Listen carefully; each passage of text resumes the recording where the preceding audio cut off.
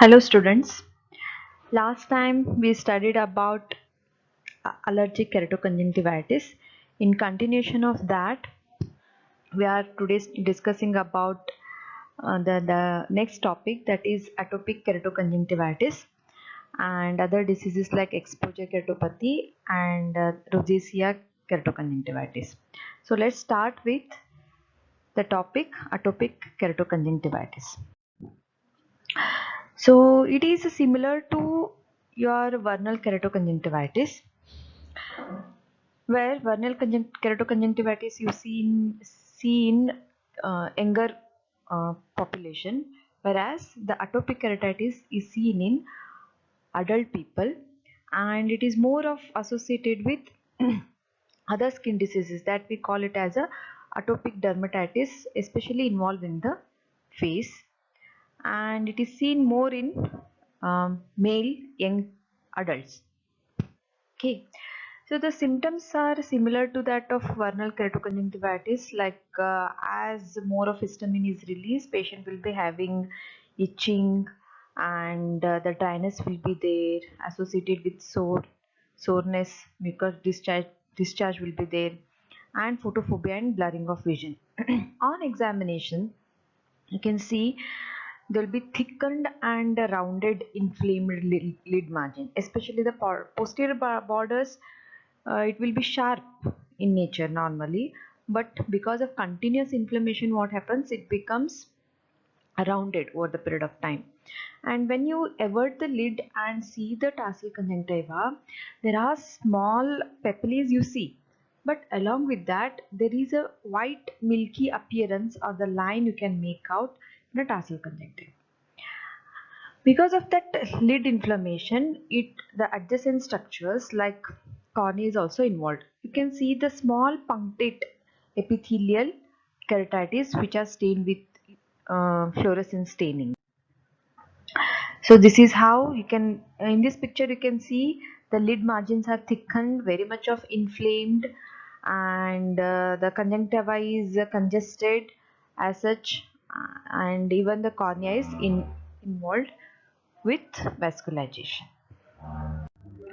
So what is the treatment?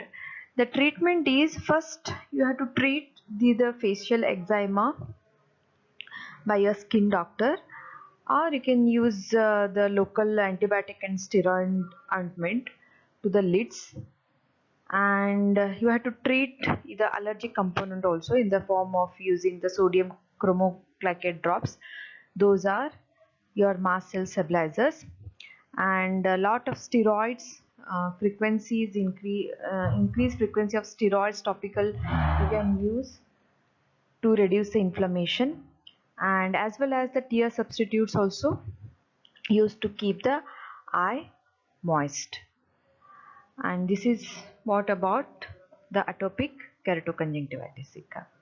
So next, going to the other topic, that is trophic corneal ulcer. The trophic corneal ulcers are mainly due to the disturbances in the nerve supply to the cornea. Okay, all of you we know that the cornea is richly supplied by the nerve by third nerve. Okay, trigeminal nerve.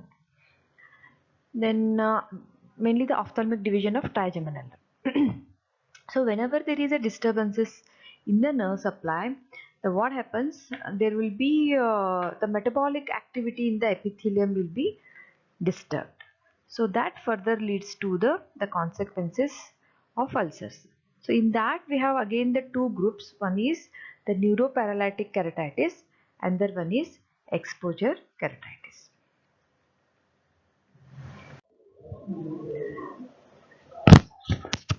Coming to the next topic, that is neuroparalytic keratitis. All of you know that the cornea is richly supplied by the nerve.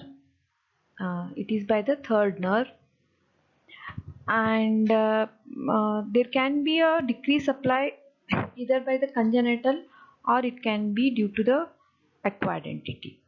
Congenital, there are three types. One is familial dysautonomia, congenital insensitivity to the pain, or anhydrotic ectodermal dysplasia.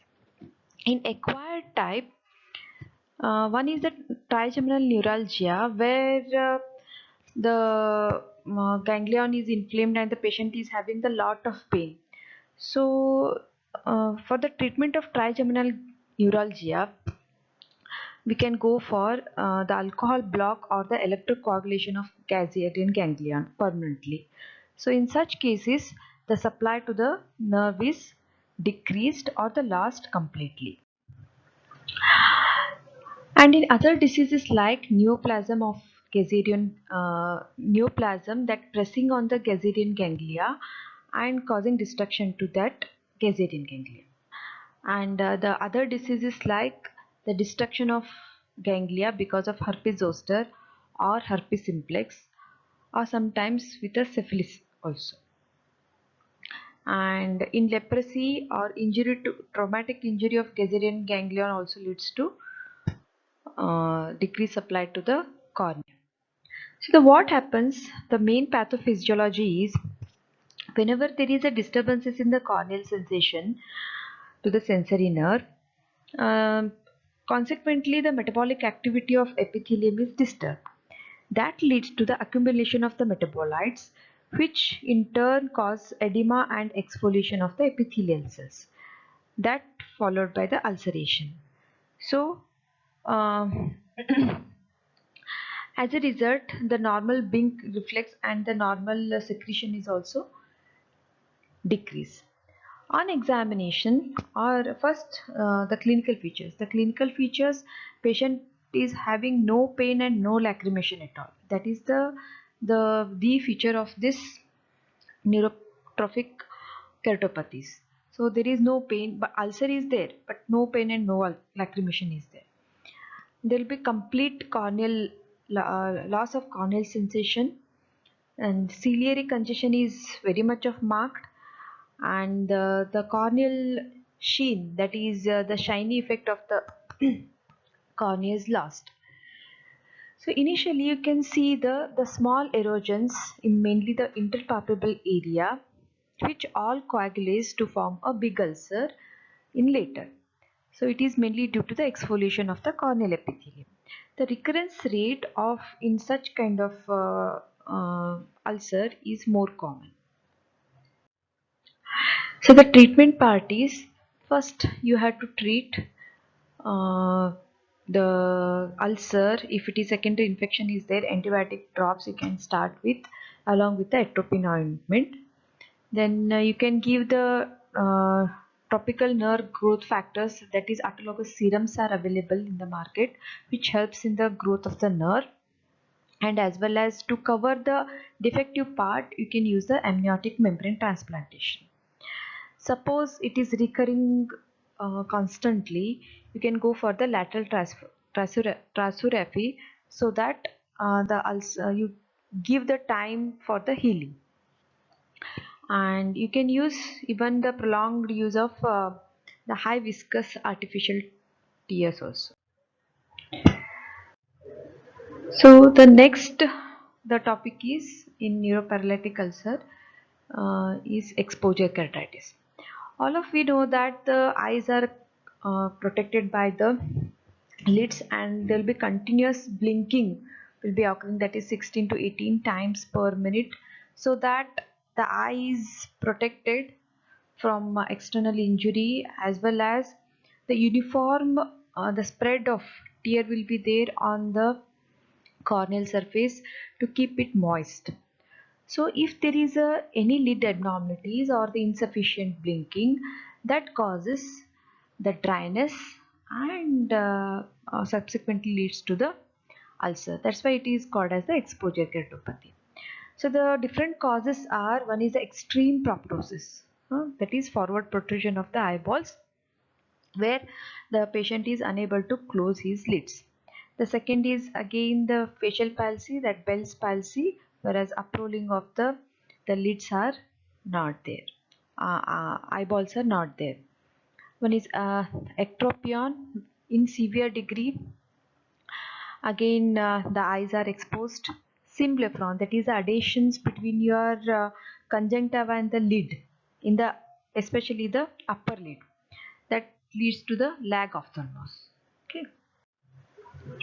So the main clinical features are the patient is exposed to the external environment, the dryness, and you see the small punctate epithelial erosions in the interpalpebral areas, and that may superadded by the bacterial infection. Further, it leads to the worsening of the ulcer. It may leads to suppurative ulceration. So the main treatment is topical antibiotics, cycloplegic drugs in the form of home atropine or the atropine.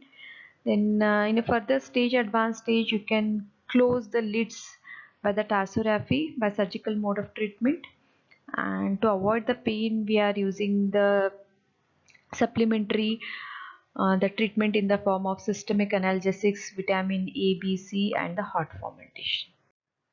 So this is all about the you can see the exposure keratitis in the picture, that is interpalpebral area, and lot of inflammation is there, watering is there.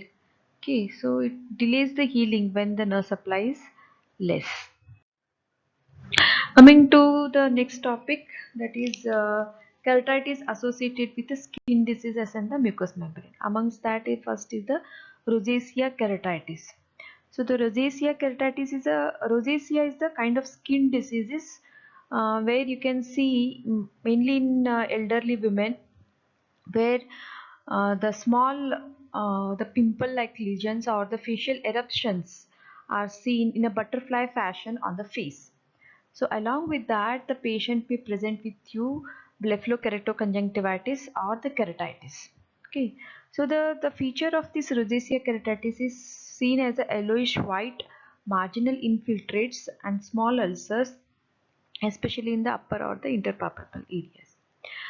And the main mode of treatment is in the form of topical steroids to decrease the inflammation, and to treat the rosacea you are using a long course of systemic tetracycline and the local application of the ointments in the form of steroid and antibiotics.